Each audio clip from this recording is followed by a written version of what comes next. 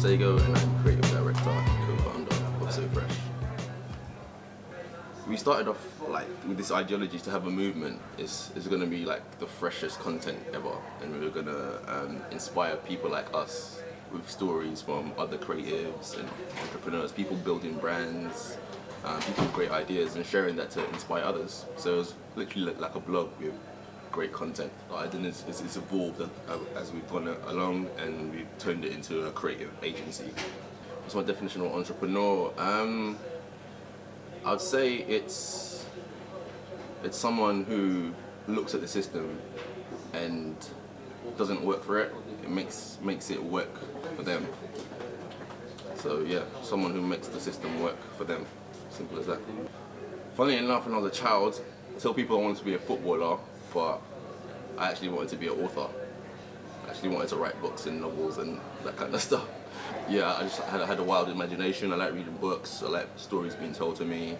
So it was just natural that I also wanted to, you know, write my own stories. To be honest, I didn't really want to go uni. I went there to kind of, you know, make my parents happy. I didn't really know what I wanted to do. I knew I wanted to be a filmmaker, do some creative stuff. I just liked art and the idea of video, infusing the two. But I just had loads of ideas. When I was at uni, I set up my own business then. So I always knew I wanted to do something, build a brand or do some wild, creative, wacky stuff. So yeah, it was always going to be my path just to do something different. So yeah, Sofraiche came along down the line. I'm naturally an introvert, so kind of having to break out my shell and become someone who's confident, someone who's able to network with people, speak to other people. I think that was the main thing for me. Just, you know, had to, you know, make myself an extrovert. You have to always inspire yourself, but yeah, you do see people who they do something excellent and you're thinking, oh wow, I need to step my game up, or you know what I mean, like they just give you that kick in the back, like, oh yeah, I need to step my game up. But yeah, I've been inspired by all sorts of people. I think people who are at the top of their game,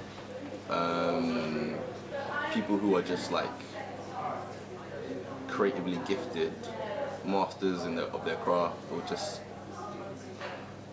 yeah, I'd say people like Spike Lee, Spike Jones, this director called Nabil Eltekin,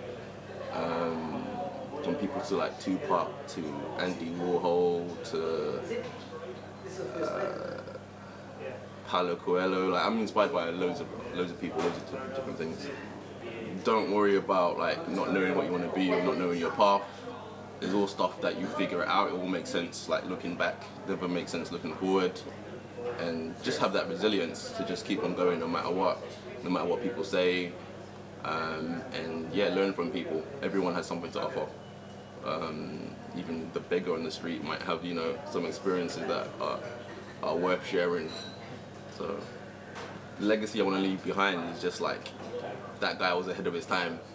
They produced something which was just different, and maybe that, okay, the people in the future get it now.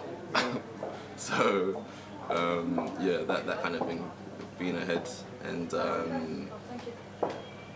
I guess just the fact that leaving a brand that is just, you know, timeless, that ethos of create the future, think fresh, is just, you know, still sustained.